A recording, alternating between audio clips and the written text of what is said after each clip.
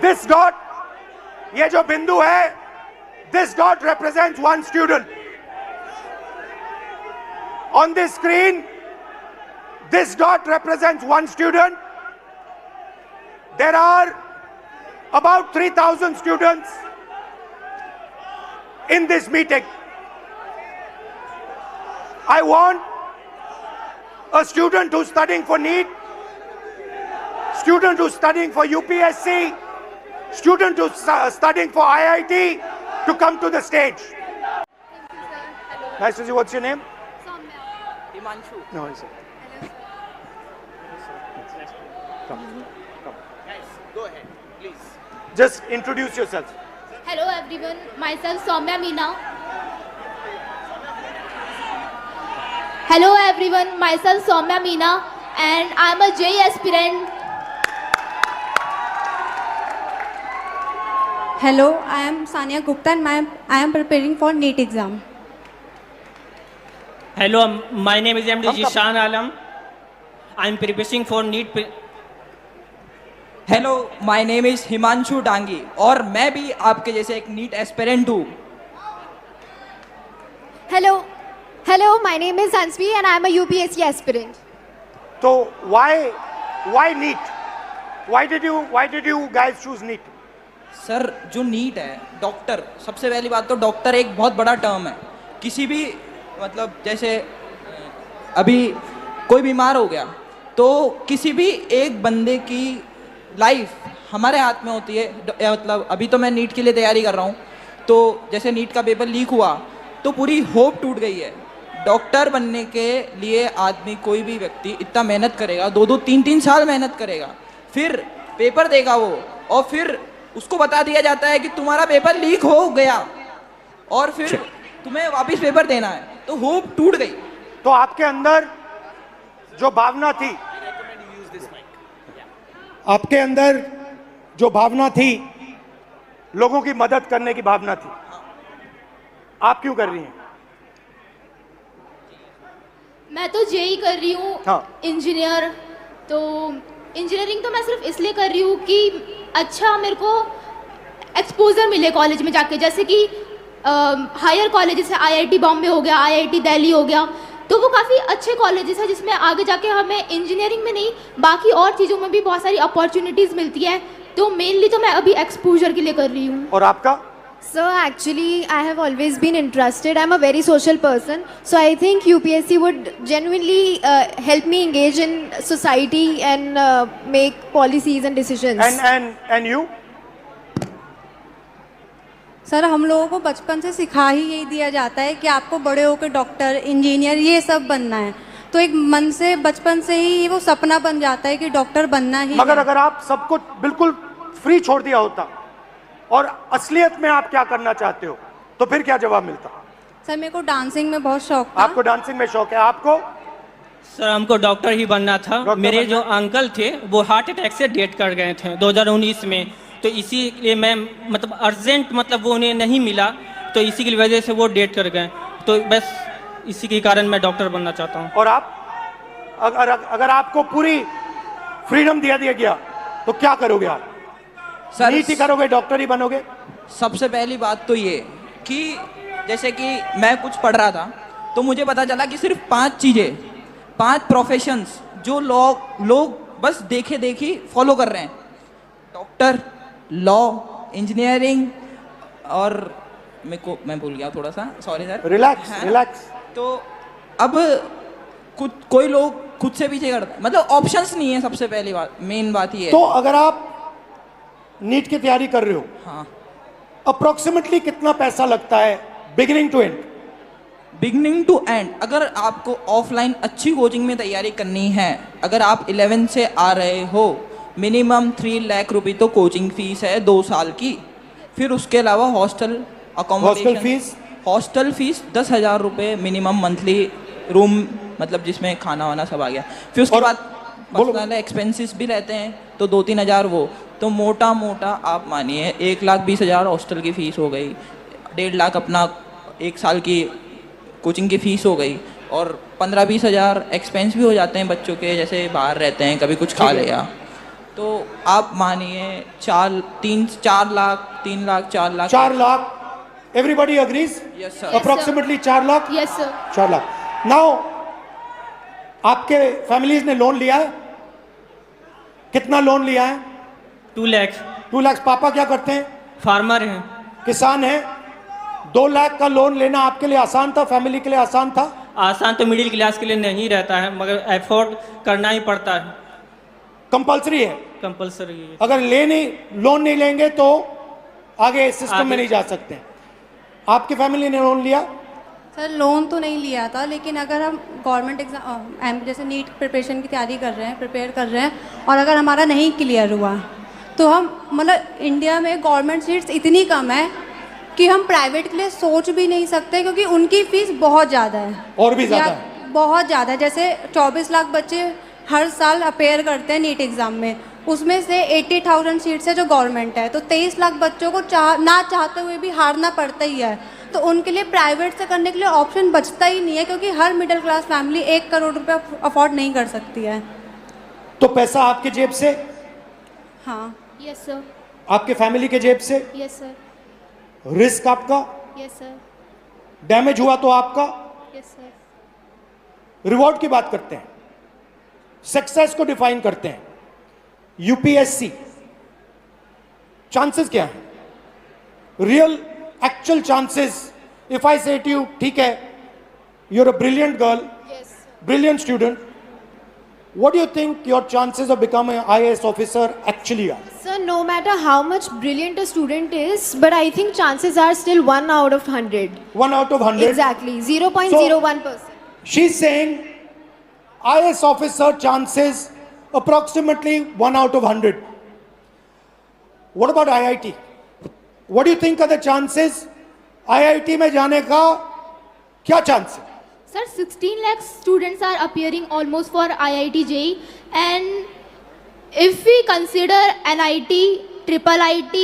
No, IIT, because Okay. you want IAS, you want IIT, IIT. you want NEET, doctor. Yes, sir. So IIT, you want to go in there, you want to be an IIT graduate. What are your actual chances? Do you think, what are you actually facing? Sir, if we consider only IIT, then there are 0.1 chances. Good Small IITs. chances. Yes, sir. Low chances, okay? Very low And chances. NEET? Sir NEET में 22 लाख बच्चे exam देते हैं और लगभग 1 लाख बच्चों का selection होता है। 1 लाख से कम ही है, 1 लाख तो मैं बता रहा हूँ ज़्यादा। तो सर ये क्या जिम्मेदारी है, ऐसे हम कैसे होगा सर? तो यहाँ पे अप्रोक्सीमेटली 3,000 लोग हैं, अप्रोक्सीमेटली, थोड़े ज़्यादा आ गए हैं, बट हमने 3,000 का कैलकुलेट किया था, ठीक है? 3,000 में से आईएएस के कितने बनेंगे? एक। 3,000 में से वो जो कोने में एक डॉट है ऊपर, 1% out of this whole function, इस पूरे फंक्शन में से एक व्यक्ति,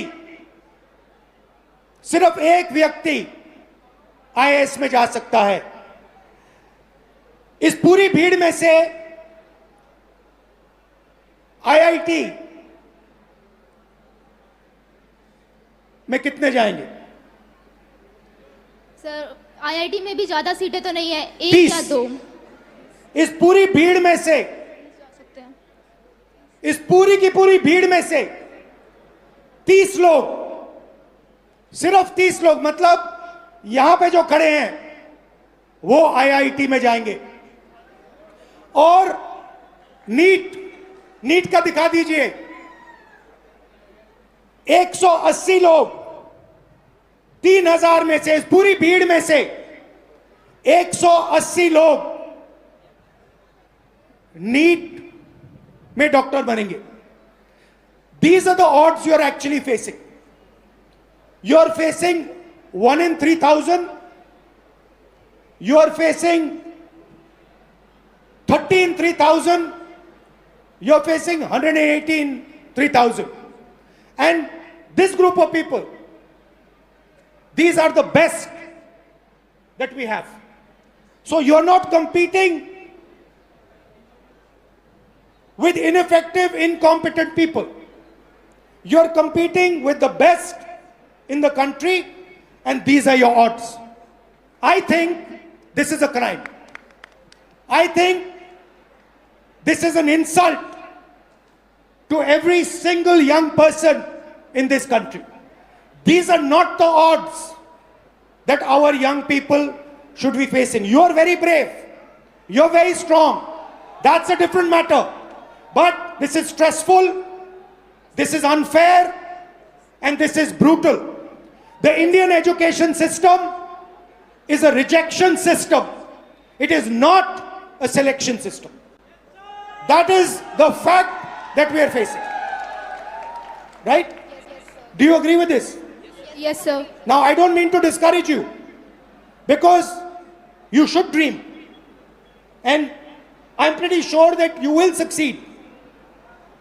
Right?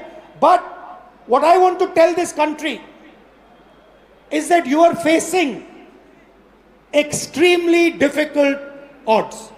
That is why we had the tragedy that we had. This is not the type of stress that we should be putting our children under. And that is really the main message I want to give in this meeting. This is the NEET exam. And this figure is an insult to this country. This is a crime. Now let me explain. मैं समझाता हूं ये क्या है. इसको आप समझिए. NEET में 22 लाख स्टूडेंट्स एग्जाम लेते हैं. 22 लाख स्टूडेंट्स एग्जाम लेते हैं नीट का. उनकी फैमिलीज में से, आपकी फैमिली में से 1.32 लाख करोड़ रुपए हर साल लिए जाते हैं. 1,32,000 करोड़ रुपए 22 लाख परिवारों के जेब में से खींचा जाता है. भाई और बहनों, जितना पैसा एक साल में ये 22 लाख लोग देते हैं, उतना ही पैसा हिंदुस्तान की सरकार अपने पूरे के पूरे एजुकेशन बजट में डालती है. 22 लाख लोग एक एग्जाम के लिए एक साल में उतना पैसा देते हैं जितना हिंदुस्तान की सरकार अपने पूरे के पूरे एजुकेशन बजट में डालती है. आप सोचिए इसके बारे में. Why is India only asking its children to do 5 things? And the answer to that question is money. The answer to that question is money. Because the system के पैसे सिर्फ इन 5 रास्तों से बनते हैं. यह मैं आपको नीट का उदाहरण देना चाहता हूं. देखिए इसको. आप ये नीट का एग्जाम ले रहे हो.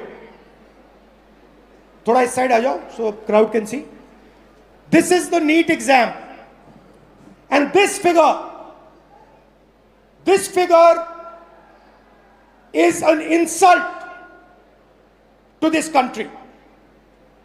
This is a crime. Now let me explain. मैं समझाता हूं ये क्या है. इसको आप समझिए. नीट में 22 लाख स्टूडेंट्स एग्जाम लेते हैं. 22 लाख स्टूडेंट्स एग्जाम लेते हैं नीट का. उनकी फैमिलीज में से, आपकी फैमिली में से 1.32 लाख करोड़ रुपए हर साल लिए जाते हैं. 1,32,000 करोड़ रुपए 22 लाख परिवारों के जेब में से खींचा जाता है. भाई और बहनों, जितना पैसा एक साल में ये 22 लाख लोग देते हैं, उतना ही पैसा हिंदुस्तान की सरकार अपने पूरे के पूरे एजुकेशन बजट में डालती है। 22 लाख लोग एक एग्जाम के लिए एक साल में उतना पैसा देते हैं जितना हिंदुस्तान की सरकार अपने पूरे के पूरे एजुकेशन बजट में डालती है। आप सोचिए इसके बारे में। बट बात यहां नहीं रुकती, बात इससे बहुत आगे जाती है। यह देखिए, 5 सबसे बड़े एग्जाम, यह आपका सपना है। यहां पे जो भी युवा आए हैं, यह आपका सपना है। SSC, UPSC, RRB, JEE, NEET, these are your dreams. 2 crore students take SSC, 5 lakh students UPSC, 3.58 crore students RRB, 15 lakh students JEE, 22 lakh students NEET. Most of the people who take these exams, most of them will not go through. NEET में से 3000 में से एक निकलेगा। JEE, UPSC आपका मैंने दिखाया, UP में से, यूपीएससी में से एक व्यक्ति निकलेगा, सॉरी, नीट में से 180। मगर पैसा देखिए, पैसा देखिए इन 5 एग्जाम्स का, अच्छी तरह देखिए। 5 exams, Gen Z families, 3.5 lakh crore रुपया आपके जेब में से निकलता है, आपके परिवारों के जेब में से निकलता है, लोन से निकलता है, दर्द से, दुख से निकलता है। भाई और बहनों, जितना पैसा इन 5 एग्जाम्स में आपके परिवारों से निकलता है, उतना पैसा हिंदुस्तान की सरकार education budget, health budget, labour budget, science budget, women and child budget में डालती है। मतलब 5 मिनिस्ट्रीज का पैसा, बजट का पैसा हर साल इन एग्जाम्स के माध्यम से आपके परिवारों के जेब से निकाला जाता है। और फिर उसके बाद आपको कहा जाता है कि दरवाजा बंद है, आप आईआईटी में नहीं घुसे, आप नीट में नहीं घुसे, आप आरआरबी में नहीं घुस पाए। यह हिंदुस्तान की एजुकेशन सिस्टम की रियलिटी है। हेलो सर, मैं नरेश कुमार मावर। मैं एक प्राइवेट सेक्टर से मेडिकल होलसेल मार्केट में जॉब करता हूं। ये मेरी गुड़िया है, यूपीएससी करना चाहती है, पर आज का जो सिस्टम है बहुत गड़बड़ है, और मैं चाहता हूं उसको मजबूत करने के लिए राहुल जी सर जो भी नया कदम उठाना चाहे हम उसके साथ हैं। मगर आप एक बात बताइए। जी सर। अप्रोक्सीमेटली उन्होंने हमें बताया अप्रोक्सीमेटली 5 लाख जी सर, एक साल का। बिल्कुल सर। जी सर, 1 साल का, बिल्कुल। तो आप ये कैसे करेंगे? रियलिटी सच बताइए सर।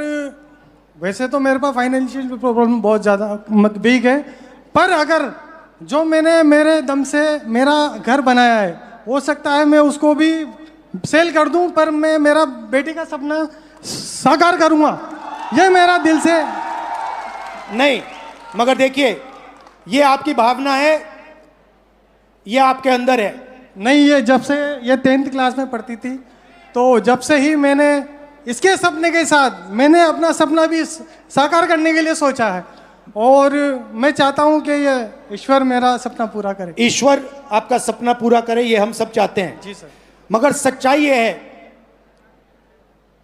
कि ये जो आप कर्ज लेके काम कर रहे हो, ये देश का काम है। ये आपका काम नहीं है। देश का काम अपने युवाओं को शिक्षित बनाने का है। आप क्या करना चाहते हैं? सर, माय नेम इज़ भावना महावर और मैं एक यूपीएससी एस्पिरेंट हूँ। जैसा कि 2026 में प्रीलिम्स एग्ज़ाम में हम सब ने देखा है कि किस तरह से लेंथी एग्ज़ाम बनाया गया है जो एक यूजुअली स्टूडेंट के लिए बहुत टफ रहता है। प्लस वैकेंसीज होती है 1000 और फॉर्म्स आते हैं 15 लाख के आसपास। तो मेरा गवर्नमेंट से ये क्वेश्चन है कि बाकी के स्टूडेंट्स का क्या होगा? 1000 वैकेंसीज में 1000 स्टूडेंट्स सिलेक्ट हो जाते हैं, उसके अलावा जो स्टूडेंट्स हैं उनके लिए भी प्लान बी होना चाहिए। ये मेरी गवर्नमेंट से बट आज हमने रूल बनाया है, गवर्नमेंट से कोई सवाल नहीं होगा, पॉलिटिकल फंक्शन नहीं है। बट मैं आपसे सवाल करता हूं, आपके सामने बहुत बड़ा चैलेंज है। आपके पापा कुर्बानी देने जा रहे हैं, आपके अंदर क्या फीलिंग है? आप कैसे करोगी? डर लगता है? यस, पापा की मम्मी की दोनों की बहुत एक्सपेक्टेशंस है और मैं पूरी जी जान लगाना चाहूँगी कि पापा मम्मी के साथ मेरा सपना पूरा हो और मैं इसके लिए पूरी मेहनत करने को तैयार हूँ। बट डर लगता है आपको? कभी डर लगता है क्योंकि ये जो फ्रॉड्स हो रहे हैं, आज मैंने यूपीएससी का एग्जाम देखा। एक स्टूडेंट जब प्रिपरेशन करता है तो एक पैटर्न होता है, एक सिलेबस होता है, उस हिसाब से प्रिपरेशन करता है। लेकिन अगर रिसेंटली उसका पैटर्न चेंज कर दिया जाए तो स्टूडेंट क्या करेगा?